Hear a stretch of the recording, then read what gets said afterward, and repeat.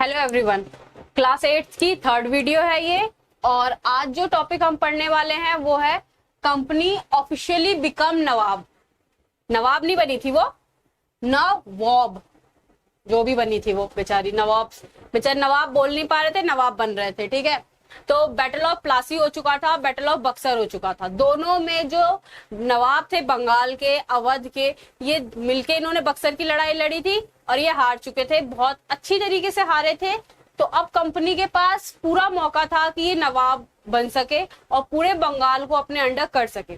तो जो बंगाल का रीजन था उस टाइम में, उसमें सिर्फ वेस्ट बंगाल नहीं आता था, बिहार भी आता था, उड़ीसा भी आता था, बांग्लादेश भी आता था और असम का भी कुछ हिस्सा आता था। तो अब इतने बड़े हिस्से को ये लोग मतलब मान के चले पूरे के पूरे एक तरह से ईस्ट इंडिया को कैप्चर करने वाले थे और वहां का जितना भी एडमिनिस्ट्रेशन थे वो अपने अंडर लेने वाले थे।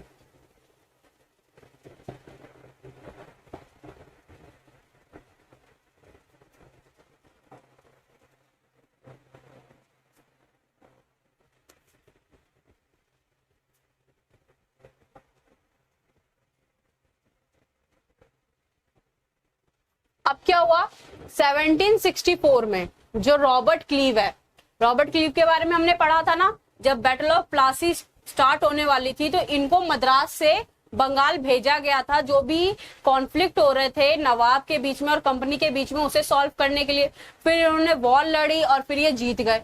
तो अब जब जीता इन्होंने था तो ऑब्वियसली बात है इन्हीं को बनाया जाएगा। तो इनको अपॉइंट कर दिया था governor of Bengal, governor of Bengal बन गए। गवर्नर ऑफ बंगाल बनने के बाद इन्होंने अपने आप को एक तरह से नवाब घोषित कर लिया था। और सिर्फ इन्होंने नहीं, कंपनी के जितने ऑफिशियल वर्कर्स थे उन सब ने अपने आप को एज ए नवाब ट्रीट करना स्टार्ट कर दिया था कि हम नवाब है और पूरा बंगाल हमें देखना। पूरा जो एडमिनिस्ट्रेशन था, उसके जितने भी रेवेन्यू कलेक्शन थे, वो सारे के सारे अब कंपनी के पास जा रहा था, कंपनी ही उसको देख रेख कर रही थी। और जो ये नवाब्स है, ये जो एक तरह से बोला जाए ना कि नवाब का एंग्लाइज्ड वर्जन था, जो इंडियन वर्ड नवाब से आया था, ब्रिटिश इनको बोलते थे और सेम मीनिंग थी नवाब वाली। Similarly to nawab and everyone was no mercy of British. अब इसमें क्या हो रहा था, जो ब्रिटिश था वो नवाब की तरह ही पूरी सारी चीजें करने पे लगी हुई थी। मैंने जैसे बताया रेवेन्यू कलेक्ट कर रही थी, तो उस टाइम का जो रेवेन्यू था और जो बंगाल की चीजें थी उसे दीवान कहते थे। मतलब जो रेवेन्यू कलेक्ट करेगा उसे हम दीवान कहते थे और जो रेवेन्यू होगा माने जो टैक्स होगा उसे दीवानी कहा जाता था। वो भी सारा इनके अंडर जा रहा था। अब ये सारा जो ये अपने अंडर ले रहे थे, सारा जो रेवेन्यू कलेक्शन ये ले रहे थे, इनका ये कलेक्शन करने का एक ही मेन मुद्दा था कि बैटल ऑफ बक्सर और बैटल ऑफ प्लासी में जो इनका नुकसान हुआ उसे ये कैसे पूरा कर सके, कैसे उसकी भरपाई अपनी पूरी कर सके जो दो वॉर लड़ने पे इनकी हुई थी।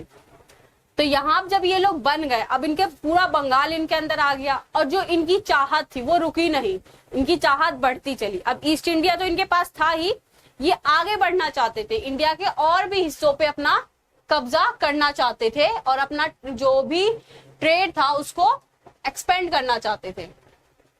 Company rule expand. अब कंपनी ने अपना रूल कैसे एक्सपेंड किया, इनके बाद जो ईस्ट इंडिया कंपनी थी वो the process of annexation of Indian states by East India company from 1757 to 1857, मतलब 1757 से लेके 1857 मतलब 100 ईयर के बीच में इन्होंने बहुत सारे इंडियन स्टेट्स थे जिसको अपने अंडर ले लिया था, जिन पे इन्होंने कब्जा कर लिया था, जिनका एडमिनिस्ट्रेशन टेक ओवर कर लिया था।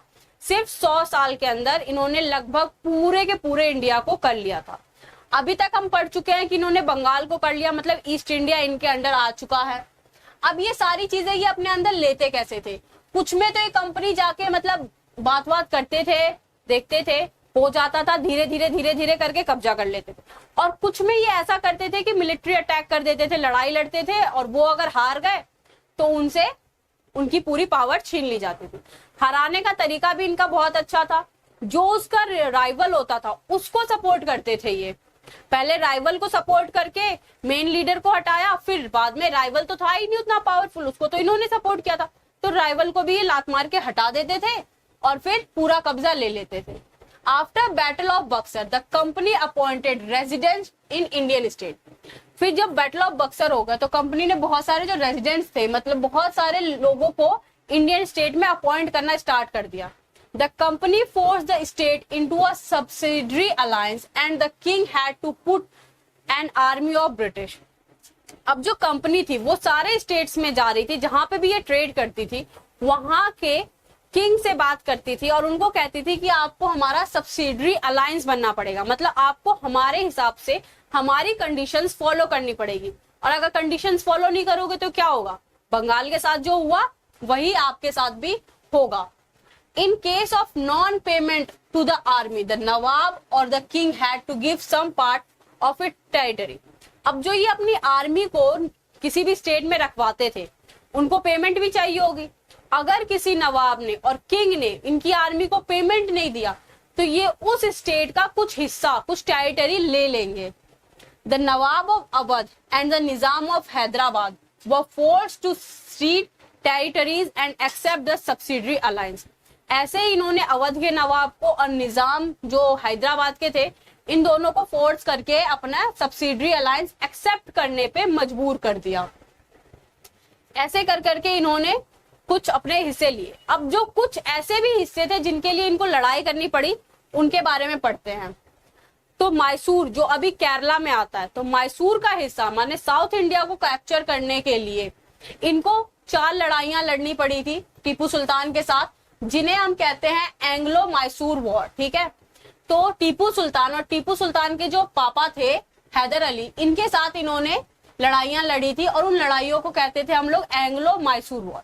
और टीपू सुल्तान को द टाइगर ऑफ मैसूर भी जाना जाता था बहुत टाइम तक, क्योंकि इन्होंने हार नहीं मानी थी ब्रिटिश से। एक लड़ाई के बाद ही नहीं हार गए थे ये, इन्होंने 4 लड़ाइयां लड़ी और 4 लड़ाइयों के बाद भी ये हारे नहीं थे। इनकी डेथ हो गई थी उस लड़ाई में, उस वजह से ब्रिटिश जीत गए, इसलिए इनको जो है टाइगर ऑफ मैसूर भी कहा जाता है। तो जो सुल्तान थे, Sultan was the son of Haidar Ali ruler of Mysore. तो जो टीपू सुल्तान थे उनका फादर का नाम था हैदर अली जो किंग थे मैसूर के। टीपू सुल्तान ने मैसूर पे रूल किया था 1782 से लेके 1799 तक। टीपू सुल्तान ने फ्रांस की हेल्प ली थी। अब अकेले तो वो इससे जीत नहीं सकता था, और आपको पता है कि फ्रांस के साथ तो इसके पहले से कॉन्फ्लिक्ट थे ट्रेड को लेके, तो दुश्मन का दुश्मन दोस्त बन गया। तो जो ये फ्रांस और जो कंपनी थी, मतलब ईस्ट इंडिया कंपनी थी, ये दोनों दुश्मन थे। तो और टीपू सुल्तान भी ईस्ट इंडिया कंपनी का दुश्मन था, तो इन दोनों ने अपने अलायंस बना लिए। फ्रांस के साथ इन्होंने मदद ली कि अपनी आर्मी को और ज्यादा मॉडर्न बना सके और कुछ फॉरेन चीजें लाके अपनी आर्मी को और पावरफुल बनाए ताकि वो ब्रिटिश के अगेंस्ट लड़ सके। 4 वॉर हुई ब्रिटिश के साथ, मैसूर और ब्रिटिश के साथ। इनको हम एंग्लो मैसूर वॉर के नाम से जानते हैं। और ये वॉर हुई थी 1767 से लेके 1769 तक फर्स्ट वाली, 1780 से लेके 84 तक सेकेंड वॉर, 1790 से लेके 92 तक थर्ड वॉर, और फोर्थ वॉर हुई थी इनकी 1799 में, जिसमें टीपू सुल्तान की जो है डेथ हो गई, वो मर गए और पूरा का पूरा जो इनका राज था वो इनको अंग्रेजों को मिल गया। In 1799 the Britisher won the battle of Seringapatam में जो ये वॉर हुई थी वो ब्रिटिश जीत गए थे मैसूर के खिलाफ, और टीपू सुल्तान को मार दिया इन्होंने और अपने ये यहाँ का जो भी रूल था, जो टेरिटरी थी मैसूर की, उस पे इन्होंने कब्जा कर लिया। तो मैसूर को इन्होंने कैसे कब्जा किया वो हमें पता चल गया। अब उसके अलावा एक और बहुत पावरफुल किंगडम था उस टाइम का, जो था मराठा। मराठाओं की कहानी बहुत ज्यादा फेमस है, उनकी वीरता के किस्से, उनमें जो पावरफुल लीडर्स आए थे उनके, जैसे बोला जाए छत्रपति शिवाजी ले लो, बाजीराव ले लो, बहुत सारे थे। कई फिल्में बनी है मराठाओं के ऊपर। तो मराठाओं के साथ भी इनकी जो चीजें थी वो बहुत आसानी से नहीं हुई, मराठा को भी इन्होंने आसानी से कब्जा नहीं किया, उसके लिए भी इनको बहुत लड़ना पड़ा। तो जो इन्होंने मराठास के साथ जो लड़ाई की थी उसे एंग्लो मराठा वॉर कहते हैं। इन्होंने जितनी लड़ाई जिस भी किंगडम के साथ की थी उसमें एंग्लो लगा हुआ है, क्योंकि ये लोग अंग्रेज थे, ठीक है, ब्रिटिश के। तो इनके साथ जो भी लड़ाता था उनके में एंग्लो इनकी तरफ से होता था और दूसरी पार्टी का नाम आता था। तो जो इन्होंने मराठा के साथ बैटल हुआ था पानीपत में, ठीक है ना। After the defeat of Maratha in the battle of Panipat in 1761 they get divide into various small dynasty. अब जब इन्होंने पहली बैटल जो मराठास के साथ लड़ी तो वो हार गए मराठा, सारे लोग इनसे हार रहे थे, मराठा भी इनसे हार गए। अब जब मराठा हार गए तो उसमें क्या हुआ, जो मराठा एक बहुत बड़ा किंगडम हुआ करता था वो 4 छोटे छोटे किंगडम्स में बट गया। तो वो छोटे छोटे किंगडम थे सिंधिया, होलकर, गायकवाड़ और बंसोल। तो ये 4 जो किंगडम्स थे, ये कुछ फेमस सरनेम सभी मराठाओं में महाराष्ट्र के जो लोग हैं उनके हो गए हैं, जैसे सिंधिया, होलकर और गायकवाड़ तो सबने ही सुना होगा, और ये बंसोल भी हो गए। तो ये 4 फेमस डायनेस्टी छोटी छोटी बन गई और बाद में फेमस सरनेम बन गए लोगों के। 3 wars were fought between Maratha and British in 1782, 1803 से 5 तक और 1817 से 1819 तक। 3 वॉर मराठाओं ने लड़े ब्रिटिश के साथ। पहली वॉर उन्होंने लड़ी 1782 में, दूसरी वॉर लड़ी 1803 से 1805 तक, तीसरी वॉर उन्होंने लड़ी 1870 से 1809। थर्ड वॉर में जो थर्ड वॉर हुआ उसके बाद जो पेशवा थे उनको डिपोज कर दिया गया और उनको नॉर्थ इंडिया में जेल में भेज दिया गया, उनको नॉर्थ इंडिया भेज दिया गया, ठीक है। थर्ड वॉर हारने के बाद जो मराठा के जो पेशवा थे उनको नॉर्थ इंडिया शिफ्ट कर दिया गया। अब जब आप आगे जाके पढ़ोगे 1857 की रिवॉल्ट में, उसमें आपको एक किंग का नाम मिलेगा, नाना साहेब जो थे कानपुर के किंग थे वो, ठीक है, लेकिन वो भी पेशवा थे, उनके जो फादर थे वो पेशवा थे। तो वो जो पेशवा थे उनको नॉर्थ इंडिया ब्रिटिश ने ही शिफ्ट किया था क्योंकि वो थर्ड वॉर हार चुके थे। अब अपने हिसाब से जो थे, जो ब्रिटिश थी वो अपने हिसाब से लीडर्स को या फिर कोई भी पपेट रूलर्स को अपॉइंट करती थी कि मेरा ये रीजन तुम संभालो, ये रीजन तुम संभालो। Now the company had control over the south of Vindhya. जो विंध्याचल जो रीजन था उस पूरे पे कंपनी का रूल हो गया। मैसूर जीत ही लिया था, मराठा भी जीत लिया, तो एक तरह से बोला जाए तो उन्होंने पूरा साउथ जीत लिया। ईस्ट इंडिया उनका था ही, बंगाल वाला रीजन, विंध्याचल वाला रीजन भी उनका हो ही गया था। यहाँ पे इनके क्लियर हो गया था कि इन्होंने मोस्ट ऑफ द पार्ट जो था इंडिया का वो जीत लिया, चाहे वो लड़ाई से जीतनी हो या बिना लड़ाई की जीतनी हो, इन्होंने आराम से उनको जीत लिया था और इसमें कोई जो है दिक्कत इनको नहीं आ रही थी। और ये आगे आगे बढ़ते चले। आगे बढ़ने पे कुछ टाइम बाद जो है एक नया लॉर्ड आता है, लॉर्ड डलहौजी, 1848 से 56 के बीच में।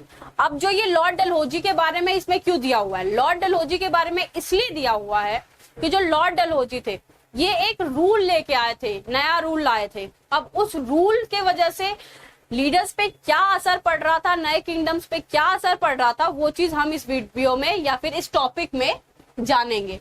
तो यहाँ पे ये जो रूल लाए थे उसको कहते हैं डॉक्ट्रिन ऑफ लेप्सी। अब इसका मतलब ये था, या फिर ये जो भी रूल लाए थे उसमें मेन मुद्दा ये था कि कोई भी किंग है अगर उसका बेटा नहीं होता है, ठीक है, सिर्फ बेटा, अगर उसके पास कोई बेटा नहीं है तो जो उसका किंगडम है वो ऑटोमेटिकली ब्रिटिश का हो जाएगा। मतलब समझ रहे हो, अगर उस राजा को कोई बेटा नहीं हुआ, उसके पास कोई अगला वारिस नहीं है, तो उसका किंगडम बिना लड़ाई किए, बिना कोई बहस किए, बिना कोई भी मुद्दे के भाषण वाषण कुछ भी नहीं करना, डायरेक्ट वो पूरा का पूरा किंगडम ब्रिटिश का हो जाएगा और उसमें आप कुछ नहीं कर सकते। तो ये चीज थी doctrine of lapse. According to this policy, the ruler who does not have any legal heir could not pass on their property to the adopted son and it would be taken over by British. अब इसमें क्या था, ये British का तो हो ही जाएगा, लेकिन अगर वो लीडर ऐसा चाहता कि मैं अपने अडॉप्टेड सन या मैं कोई बच्चा अडॉप्ट करूं, मैं उसको वो चीज देना चाहूं, वो भी उन्होंने मना कर दिया। होना चाहिए तो आपका अपना बेटा होना चाहिए, अडॉप्टेड बेटा नहीं चलेगा, अडॉप्टेड वाले को नहीं लेंगे। सेम चीज झांसी में हुई थी। झांसी की रानी, उनके हस्बैंड की भी डेथ हो गई, उनके पास भी कोई लीगल हायर नहीं था, उन्होंने जो बच्चा गोद लिया उसको ब्रिटिश ने माना नहीं और पूरी झांसी पे उन्होंने कब्जा कर लिया।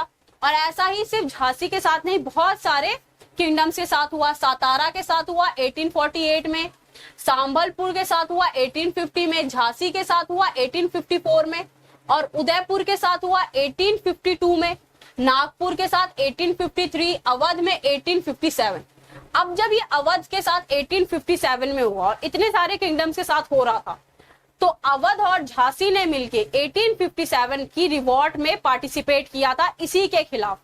ठीक है, कि उनके किंगडम उनसे छीन लिए गए थे। ये कोई बात नहीं थी कि आपके पास अगर लीगल हायर नहीं है तो आप पूरा किंगडम ले लो। आप थे कौन? आपने उसको किंगडम दिया था? आपका था वो पहले? ऐसा कुछ भी नहीं था। वो किंगडम पहले से उनका था। अगर उनके पास कोई लीगल हायर नहीं था तो वो अपना किंगडम किसी और को देते, किसी से भी बात करके। उनकी फैमिली बहुत बड़ी होती थी, अभी भी इंडिया की फैमिली बहुत बड़ी होती है। तो अगर मेरे पास मेरा कोई नहीं है तो मैं अपनी दूसरी फैमिली मेंबर्स को भी दे सकती हूँ, लेकिन उन्होंने इससे सख्त मना कर दिया था। तो इसी वजह से जो 1857 की जो रिवॉल्ट थी उसका मेन रीजन एक ये भी था। यहाँ पे हमारा ये टॉपिक खत्म हो जाता है। अगली टॉपिक है कि ब्रिटिश अपना जो पैरामाउंट कैसे बना रही है, मतलब वो अपने आप को ऊंचाइयों तक कैसे पहुंचाएगी, ये हम अगले टॉपिक में पढ़ेंगे। तब तक के लिए हमारी वीडियो को लाइक और सब्सक्राइब कर दो और हमारी वीडियो को शेयर भी कर दो।